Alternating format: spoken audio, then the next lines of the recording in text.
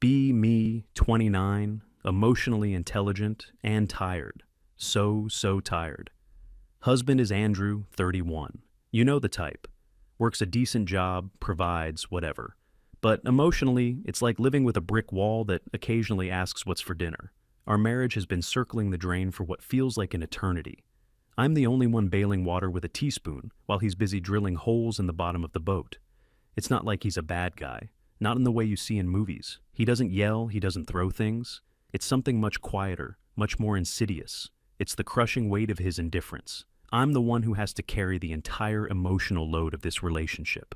I have to be the planner, the talker, the feeler, the problem solver. He just exists, a passenger in his own life, and I'm the unpaid chauffeur, tour guide, and cruise director.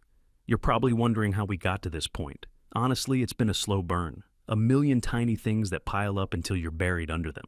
Let me give you a perfect, frustratingly mundane example from a few months back. The dishwasher incident. It sounds stupid, right?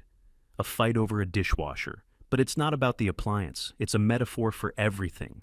I had a long day at work, came home, cooked dinner, and cleaned up the kitchen. The dishwasher was full of clean dishes. All I asked him to do was unload it so I could load the dirty ones. A simple task. A 10-minute job. I gave him clear, concise instructions. Andrew, can you please unload the dishwasher? The plates go in the left cabinet, bowls in the right, mugs on the second shelf. I even smiled. I was being collaborative, a team player. He grunted from the couch, not even looking up from his phone. An hour later, I walk into the kitchen. The dishwasher is still sitting there, full. I take a deep breath. I tell myself not to get angry. Communication is key. Hey, honey, did you get a chance to unload the dishwasher? He looks up, feigning surprise. Oh, sorry, I forgot. Forgot. How do you forget a direct request made an hour ago in the same room? Fine, I let it slide. I'm the bigger person. Okay, could you do it now, please? I need to load these dirty dishes. He lets out this huge theatrical sigh. The sigh of a deeply put-upon man asked to do the bare minimum. He gets up, lumbers over to the dishwasher, and starts unloading it. But the way he does it, it's pure sabotage. It's a textbook case of weaponized incompetence. He puts the small plates where the large plates go. He shoves the bowls into the plate slots so they're all crooked. The mugs, which I specifically said, go on the second shelf. He crams onto the top shelf with the glasses, where they don't fit properly. He knows. He absolutely knows where everything goes. We've lived in this house for 3 years. He's not an idiot. He's just pretending to be one, so I'll get frustrated and do it myself. And what do? Like an absolute clown, I get frustrated and do it myself. No, that's not right, I say, trying to keep my voice even. I gently push him aside and start rearranging everything correctly. He just stands there with this blank look on his face. See? This is why I don't do it. You always just redo it anyway. Gaslighting, pure and simple. He creates the problem, then blames me for my reaction to the problem. I wanted to scream. Instead, I just finished the job in silence while he went back to the couch and his phone, his duty fulfilled. He probably felt like a hero. I felt like an unpaid housekeeper who also had to manage her own husband's passive aggression. That's just one example. It's like that with everything. Laundry, he'll wash the whites with a red sock. Grocery shopping, he'll come back with half the list missing and a bunch of junk food. Planning a date night, an impossible task. I have to research the restaurant, make the reservation, decide what time we leave. If I left it up to him, our big night out would be him asking me what I want to get for takeout at 8 p.m. It's exhausting. Then there's the emotional side of things, the real black hole of our marriage. He doesn't talk about anything. I try to connect with him to understand what's going on in his head. Andrew, how are you feeling? You seem quiet today. I'm fine. Just fine. You can talk to me, you know. Is something wrong at work? No, work is fine. Okay. Well, is there anything on your mind? Anything you want to share? Not really. It's like trying to get blood from a stone. He's built these walls around himself, and I'm just supposed to be happy living in the courtyard, never allowed inside the castle. My friends see it. They're all so supportive. We have our group chat, and they're my lifeline. I'll tell them about the dishwasher incident, and they get it immediately. Classic man-child behavior, one will text. He's making you do all the emotional labor, Lydia, another will say. You deserve a partner, not a project. They see me. They validate my feelings. When I'm with them, I feel sane. I feel like I'm not the crazy one. But then I come home, and the silence is deafening. The final straw came a few weeks ago. It was after a party at my friend's house. I was excited to go. I got dressed up, did my makeup, felt good about myself. Andrew, of course, complained about having to go until the very last minute. He put on a wrinkled shirt and jeans. Zero effort. At the party, he was a ghost. I would be in the middle of a conversation, laughing with my friends, and I'd look over and see him, just standing in a corner, staring at his phone, looking miserable. He made no effort to mingle, to talk to anyone. I had to do all the social heavy lifting for both of us. Oh, Andrew's just a little shy, I'd say, forcing a smile. He's had a long week at work, I'd lie, trying to cover for him. It was humiliating. On the car ride home, I couldn't take the silence anymore. Did you have a good time? I asked, knowing the answer. It was okay. Just okay? You barely spoke to anyone all night. You just stood in the corner. It was embarrassing, Andrew. He didn't say anything, just stared straight ahead at the road. That's his move, the silent treatment, stonewalling. He knows it drives me crazy. He knows it makes me feel like I'm screaming into a void. I started to cry. Silent, frustrated tears rolling down my cheeks. I was so tired of feeling alone, even when he was sitting right next to me. He glanced over, saw the tears. "What's wrong?" he asked, his voice completely flat, devoid of any emotion. That's what broke me. The fact that he had to ask. The fact that he couldn't see the chasm that had opened up between us. I didn't answer him. I just cried all the way home.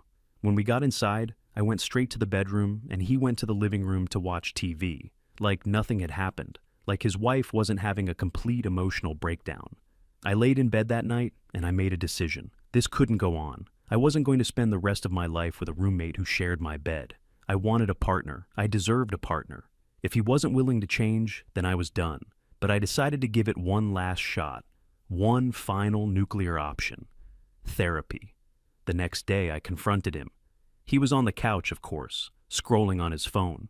I stood in front of the TV, blocking his view. "Andrew, we need to talk." He looked up, annoyed. "Can it wait? I'm watching this." "No, it can't. I'm done. I can't do this anymore." That got his attention. He finally put his phone down. "What are you talking about?" "I'm talking about us. This, whatever this is. It's not a marriage. I am desperately unhappy, and you don't seem to care." He had the audacity to look confused. "I care." "Of course I care." "No, you don't. Caring is an action. It's not just a word you say. You don't participate in this marriage. You're a spectator." I laid it all out. The emotional labor, the weaponized incompetence, the stonewalling. I used all the terms. I wanted him to understand that this wasn't just me being emotional. These were real, definable concepts. Things that other people recognized as toxic. He just sat there, taking it all in. His face was unreadable. "So, what do you want to do?" he finally asked, his voice quiet. "I want to go to couples therapy," I said. "I've already researched some places. I want a professional to help us, to help you." I emphasized the you. I wanted him to know where the problem was. "I think we need someone to give you the tools to be a better partner, to learn how to communicate." He was silent for a long time. I could see the wheels turning in his head. He was probably trying to figure out a way to get out of it. "If you say no," I said, my voice shaking a little, "then I'm going to pack a bag. I mean it, Andrew." It was the ultimate ultimatum, his choice. Fix himself or lose me. He looked at me, and for the first time, I saw something flicker in his eyes. I couldn't tell if it was fear or resignation. "Okay," he said, "I'll go." I felt this wave of relief wash over me. Victory. He finally understood how serious this was. He was willing to get help. There was hope for us, after all. I spent the next few days in a state of manic energy. I was the one who did all the research, of course. I looked up dozens of therapists in our area. I specifically looked for a woman. I felt a female therapist would be more empathetic to my situation. She would understand the concept of emotional labor without me having to explain it. She would recognize toxic masculinity when she saw it. I found the perfect one, Dr. Sharma. Her website was amazing. It was all about holistic communication strategies and fostering empathetic partnerships. Her photo showed a kind, intelligent-looking woman in her late 40s or early 50s. She had glowing reviews. Dr. Sharma saved our marriage. She gave us the tools we needed to reconnect. This was it. This was the woman who was going to fix my husband. I called and made the appointment. The receptionist was so nice. I felt so validated just talking to her. When I told Andrew I'd booked our first session, he just nodded. "It's next week," I said. "I've already put it in your calendar." He didn't ask any questions. Not about the therapist, not about the cost, not about what he should expect. Classic avoidance. But it didn't matter. He had agreed to go. That was the first step. The week leading up to the appointment was tense. We barely spoke. We were like two ships passing in the night. I spent my evenings preparing. I made a list, a detailed, bullet-pointed list of all of Andrew's faults and all the incidents that had led us here. I wanted to be prepared. I wanted to give Dr. Sharma a clear, concise picture of the problem. The dishwasher incident was at the top of the list, followed by the party, his communication failures, his lack of initiative, everything. I even made sub-bullets. I felt like a lawyer preparing for a big case. And, in a way, I was. I was fighting for my marriage. The morning of the appointment, I woke up with a knot in my stomach. It was a mixture of nerves and excitement. This was it. The day of the intervention. I got dressed carefully. I wanted to look put together. I wanted to look like a woman who had her life in order, despite her husband's shortcomings. Andrew was quiet as usual. He put on a clean shirt, but he still looked rumpled, defeated. Good, I thought. Let him feel a little uncomfortable. Change doesn't happen in the comfort zone. The car ride to the therapist's office was the most silent 20 minutes of my life. I was rereading the list on my phone, memorizing my opening statement. Andrew just drove, both hands on the steering wheel, his knuckles white. He looked terrified. I almost felt a little sorry for him. Almost. But this was for his own good, for our own good. Tough love. Dr. Sharma's office was in a nice, quiet building. The waiting room was calm and peaceful, with a little fountain and soft music playing. It was all very professional. I felt reassured. We sat in two separate chairs, not touching, not speaking. I felt the other people in the waiting room looking at us, probably guessing why we were there. I wanted to tell them, "It's him. I'm here to fix him." After a few minutes, a door opened. "Lydia, Andrew," it was her, Dr. Sharma. She looked exactly like her photo, warm, professional, with intelligent eyes. I immediately felt a connection. She was going to be my ally.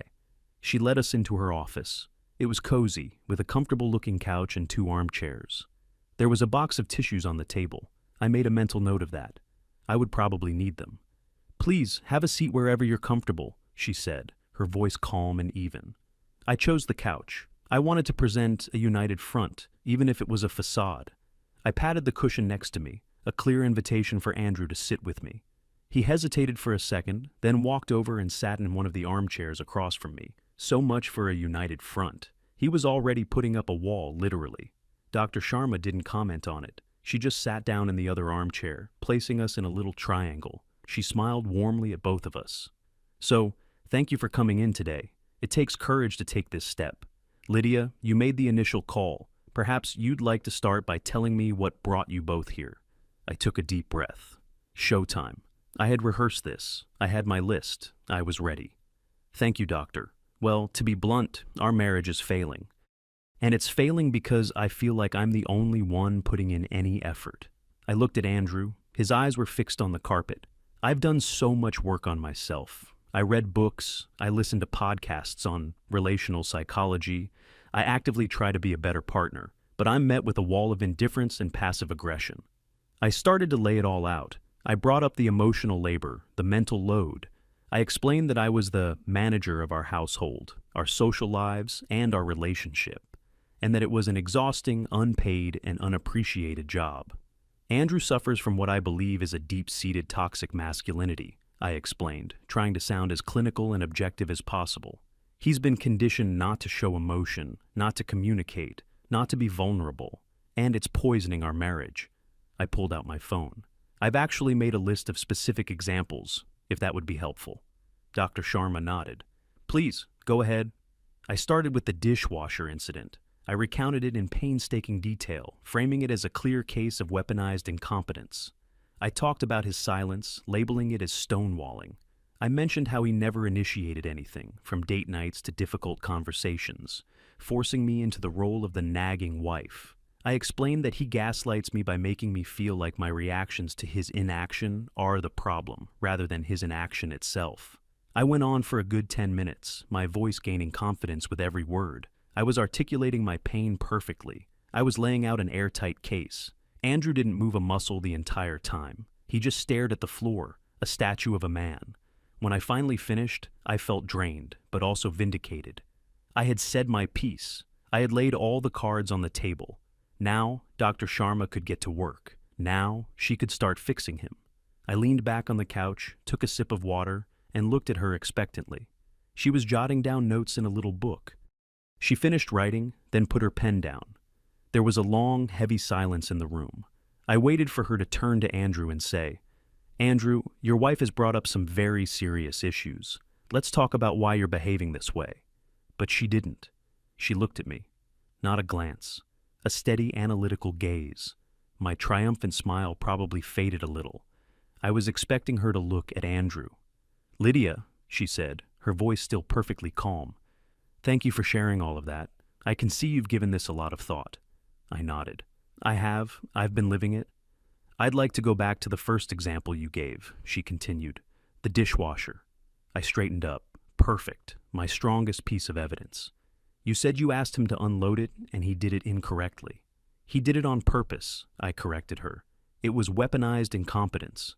Dr. Sharma didn't even blink at the term. Tell me, Lydia, what were the exact words you used when you asked him to do it? I blinked. An odd question. The details weren't the point. The dynamic was. I don't remember exactly. It was a while ago. Something like, Andrew, could you please unload the dishwasher? Is that all you said? She asked, her gaze unwavering. I felt a prickle of annoyance. Why was I the one being cross-examined? No, I admitted. I might have added something like, and please try to do it right this time. A flicker of something crossed Andrew's face. It was gone before I could identify it. So, before he even started the task, you introduced the idea that he was likely to fail at it, Dr. Sharma stated. It wasn't a question. I was just trying to prevent him from doing it wrong again. It's about efficiency. Andrew, she said, turning to him for the first time. What did you hear when Lydia said that to you? He shifted in his chair. It was the first time he had moved in what felt like an hour. He cleared his throat. I heard, he said, his voice quiet but clear, that I'm an idiot. That I can't even do a simple chore right. That she was already angry at me for something I hadn't even done yet. My jaw tightened. He was being so dramatic. That's not what I meant at all, I said, looking at Dr. Sharma for backup. She was looking at Andrew. So, what did you feel in that moment? Defeated, he said simply. I felt like, what's the point? No matter how I do it, it's going to be wrong. She's going to come in and fix it anyway, so I just did it. I put the stuff away. Maybe I didn't put it in the exact right spot. I don't know. I just wanted it to be over. I had to redo the whole thing, I interjected, my voice rising. He made more work for me. Lydia, Dr. Sharma said, her voice cutting through my frustration. There's a concept called a self-fulfilling prophecy. When you expect someone to fail, you often treat them in a way that makes that failure more likely. Your initial request was not a collaborative appeal for help. It was a criticism disguised as a request. I was stunned into silence. A criticism disguised as a request? That was ridiculous. I was just being clear. What you call weaponized incompetence, she continued, can often be a response to constant criticism. It's called learned helplessness. A person stops trying to do things correctly because they've learned that their efforts will never be seen as good enough. Learned helplessness. She was using her own jargon against mine. This wasn't going how I'd planned, at all. I felt my carefully constructed case start to crumble at the edges. Okay, I said, trying to regain control. Okay, fine. Maybe the dishwasher thing wasn't the best example. But what about the stonewalling? That's a classic sign of emotional abuse. He shuts down completely. He refuses to communicate. I looked at Andrew, daring him to deny it. He just looked at his hands again. Dr. Sharma nodded slowly. Let's talk about that. Andrew, your wife says you shut down when she wants to discuss your relationship. Can you tell me what that's like for you? He took a deep breath. It's not that I don't want to talk, he began, speaking to the therapist, not to me. It's that I don't know how to talk to her about this stuff. It feels like walking through a minefield.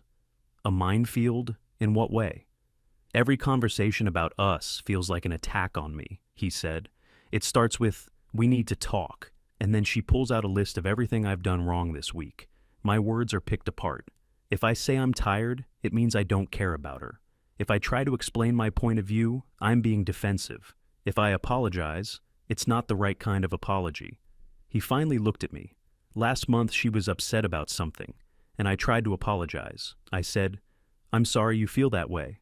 And she exploded. She said that's a non-apology, that I was invalidating her feelings. It is, I said to Dr. Sharma.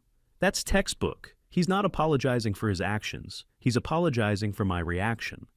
And what would a correct apology have sounded like to you, Lydia? Dr. Sharma asked. It would sound like, Lydia, I'm sorry for what I did. I was wrong. I understand why my actions hurt you, and I will do X, Y, and Z to make sure it never happens again.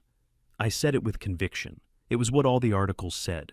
A real apology takes full ownership. Dr. Sharma looked at Andrew. Andrew, could you have said those words? He shook his head. No, because I didn't think I had done anything wrong. I thought she was overreacting, but I couldn't say that. So I tried to meet her halfway. I tried to acknowledge her feelings even if I didn't understand them. It was the only honest thing I could say. So, the choice you felt you had, Dr. Sharma summarized, was either to lie and recite a script you didn't believe, or to tell your truth and escalate the conflict. Yes, he said. And I've learned that escalating the conflict is always worse. So, most of the time, I just say nothing. It's safer. I felt a hot flush of anger. So, this is my fault? It's my fault he won't talk to me? I asked Dr. Sharma, my voice shaking. I'm not assigning fault, Lydia. I'm trying to understand the dynamic, she said calmly. But it appears that your communication style doesn't leave much room for a different point of view. A conversation requires two people to be able to speak freely. It seems that in your relationship, only you have the floor. I couldn't believe what I was hearing. This was a nightmare. I had come here to get a diagnosis for my husband's problems, and instead, I was being put under a microscope. But I'm the one who has to do all the work, I said, my voice cracking. I could feel the tears welling up. I'm the one carrying the entire emotional load of this relationship. I have to remember his mother's birthday. I have to plan our vacations. I have to be the one to initiate every single important conversation we've ever had. Don't you see? I'm exhausted from doing the emotional labor for two people. I grabbed a tissue from the box. The tears were real. This was my truth, my pain. She had to see that. Dr. Sharma let me cry for a moment. She looked at me with an expression that I thought was sympathy, but now I wasn't so sure. It was more clinical. Lydia, what do you believe emotional labor is? She asked gently. It's all the invisible work that goes into maintaining a relationship, I said, wiping my eyes. The remembering, the planning, the anticipating needs, the stuff that just gets done, usually by the woman, without any recognition or thanks. I see, she said. And you feel you do all of that in your marriage? I know I do, I said. Andrew wouldn't even know his own cousin's wedding date if I didn't write it on the calendar and remind him 3 times. Let me ask you this, Lydia. Has Andrew ever tried to plan something for the two of you? I had to think about it. Once, I said reluctantly. A long time ago. For our anniversary. What happened? He tried to surprise me.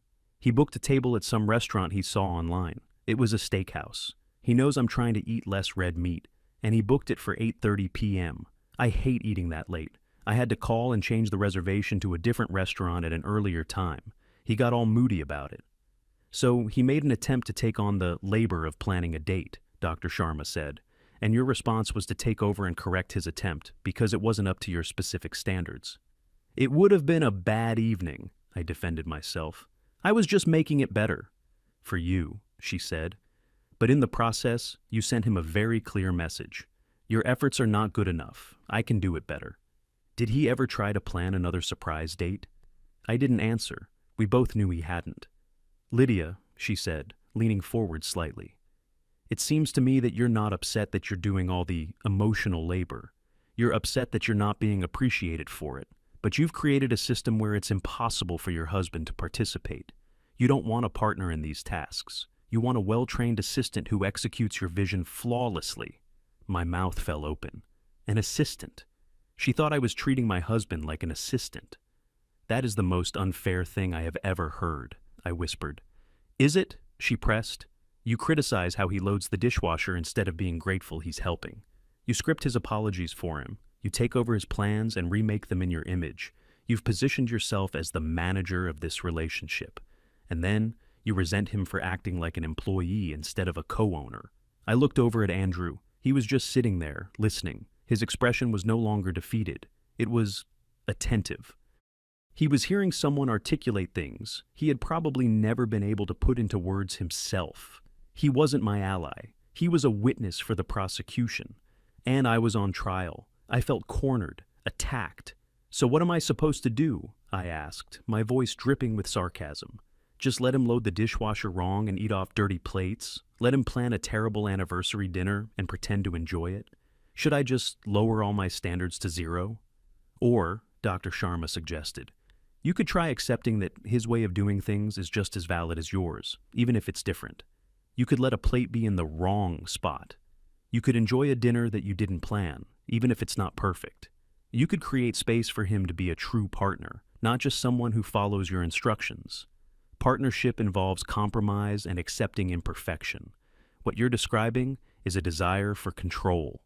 Control. She was painting me as some kind of control freak, a dictator. Me, the one who just wanted an equal partnership. The irony was so thick I could choke on it.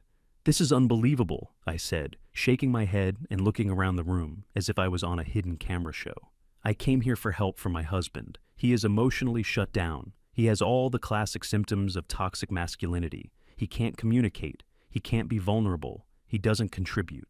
And you're turning this all around on me. I'm not turning it around, Lydia, she said, her voice still infuriatingly calm. I'm looking at the system you both have created. You see a problem with your husband. What I see is a problematic dynamic that you both play a role in. You have cast yourself as the victim and him as the villain.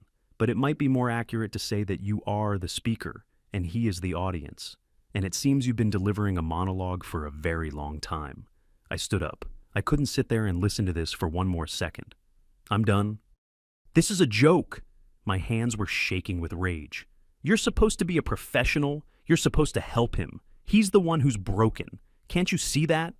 I pointed at Andrew, who flinched. Dr. Sharma looked at him, then back at me. Lydia, the only person in this room who is refusing to look at their own behavior right now is you, she said, her tone finally hardening just a little. You didn't come here to fix your marriage. You came here to get a professional to co-sign your assessment of your husband. You came here looking for an ally to help you change him. She paused, letting the words hang in the air. I'm a therapist, not a hired gun. Those last words hit me like a physical blow. Hired gun. She was accusing me of trying to use her, to manipulate the situation. My face was burning, a hot, shameful heat that spread down my neck. I looked from her calm, unyielding face to my husband's. He was just watching me. No anger, no smirk of victory. Just a quiet, profound sadness in his eyes.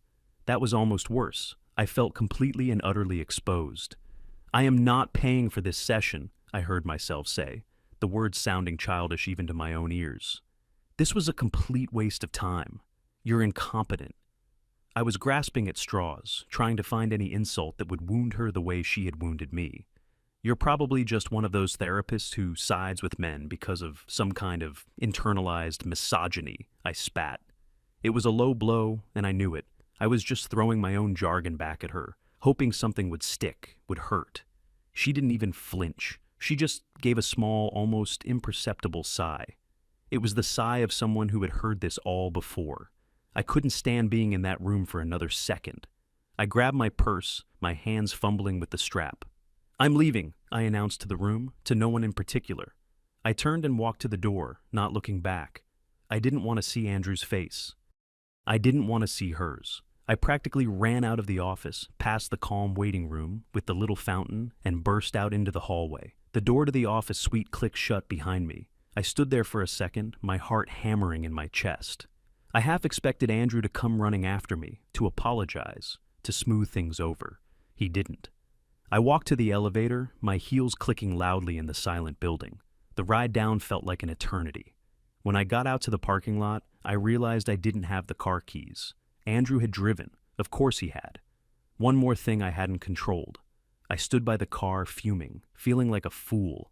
I had to just stand there and wait for him.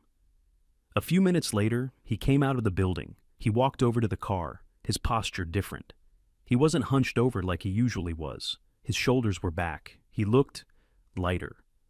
He didn't say a word to me. He just unlocked the doors with the fob. We both got in. The silence in the car on the way home was completely different from the silence on the way there. Before, it had been a tense, anxious silence. Now, it was a heavy, dead silence. The silence of an ending. I kept replaying the session in my head, over and over. A criticism disguised as a request. Learned helplessness. You don't want a partner, you want a well-trained assistant. I'm a therapist, not a hired gun. The words echoed, each one a fresh sting. She had taken my entire narrative, the story I had so carefully crafted about my marriage, about my victimhood, and she had torn it to shreds in less than an hour. And she had done it in front of Andrew. She had given him a vocabulary for his own feelings, a defense against my accusations. She had armed him. I risked a glance at him. He was just focused on the road, a serene expression on his face. It was the calmest I had seen him look in years. It made me furious. When we pulled into our driveway, he turned off the engine.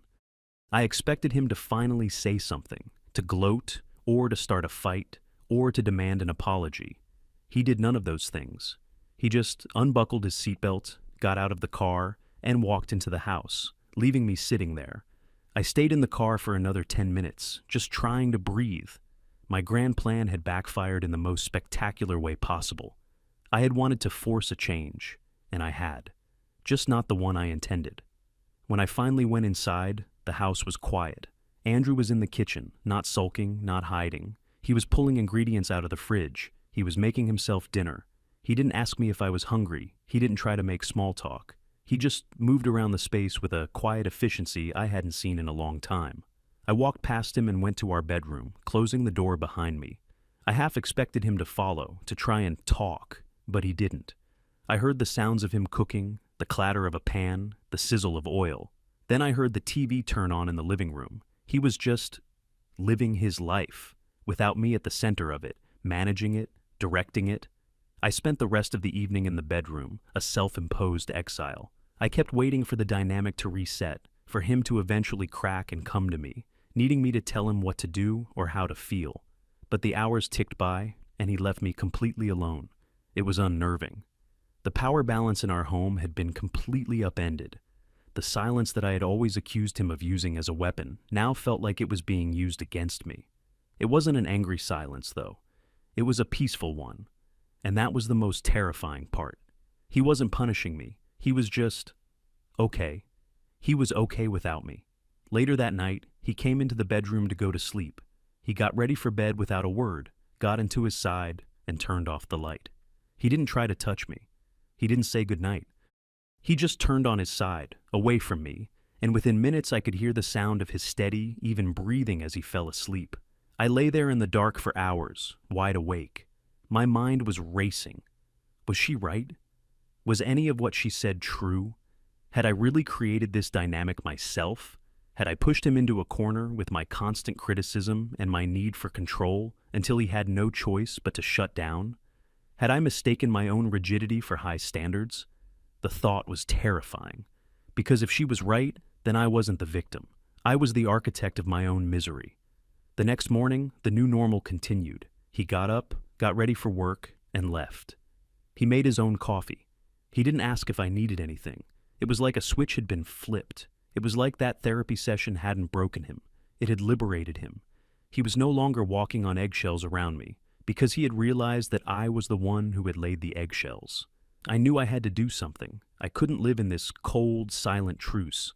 My first instinct was to reach out to my friends, my support system. I pulled out my phone and opened our group chat. I started typing, my thumbs flying across the screen. I told them everything, how the therapist had turned on me, how she had sided with Andrew, how she had used feminist-sounding language to blame me for everything. I painted Dr. Sharma as an anti-woman quack, a traitor to the cause. I described Andrew's new behavior, his coldness, his distance. I framed it as him being emboldened by the therapist, that he now felt justified in his neglect. I hit send and waited for the wave of validation and sympathy to roll in. I waited for the, "Oh my God, Lydia, that's horrible," and the, "You need to leave him," and the, "What a terrible therapist." But the response was muted. "Wow, that sounds intense," one friend wrote back. "Sorry you had a bad experience," said another. There was no outrage on my behalf, no rallying cry. It was like they didn't know what to say. And then one of them, the one who was usually my biggest cheerleader, sent a message that made my blood run cold. "Lydia, I love you, but is it possible the therapist had a point about some things? I mean, you do admit you can be a little controlling sometimes." I stared at the message. Betrayal. Even my own friends were siding with them. I threw my phone onto the bed. I had no allies left. Not my therapist, not my husband, not even my friends. I was completely, utterly alone. That evening, when Andrew came home from work, I was sitting on the couch in the living room waiting for him. He walked in, saw me, and his face was neutral. No fear, no anxiety. "Andrew," I said, my voice small, "we need to talk." He didn't sigh. He didn't look annoyed. He just took off his coat, hung it up, and came and sat in the armchair across from me. The same one he had sat in at the therapist's office. He waited. And for the first time, I had no list. I had no pre-prepared speech. I had no jargon. All I had was the crushing silence and the terrifying realization that I didn't know how to have a conversation where I wasn't in complete control. I didn't know how to be a partner. I just knew how to be a manager, and my only employee had finally quit.